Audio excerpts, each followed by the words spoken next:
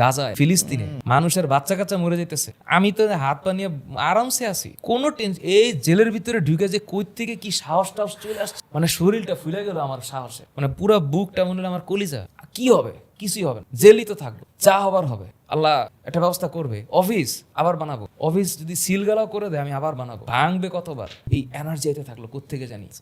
তো এনার্জিটা আসলো। তো এখন জেলখানার মধ্যে মানুষ তো 12-13 বছর, 20-30 বছরের জেল, তো নিশ্চয়ই বাইরে থেকে খবর টবর আনার সিস্টেম আছে। আমাদের যখন জেল গাড়ি দিয়ে নিয়ে যাওয়া হলো তখন আমি দেখি সাক্ষাৎ ভবন 1, সাক্ষাৎ ভবন 2, ওমা সাক্ষাৎও করা যায়, তো মজাই তো। তো দেখি মানুষ যে লুঙ্গি ডুঙ্গি পরে হাঁটতেছে, তার মানে এখানে ড্রেসও আছে, এক ড্রেসে থাকা লাগবে না। তো আমি তখন একটা মিটিং বসালাম পুরাতন কয়েদিদের সাথে, এইবার একটু কাহিনী বুঝা, টাকা কেমনে আসে।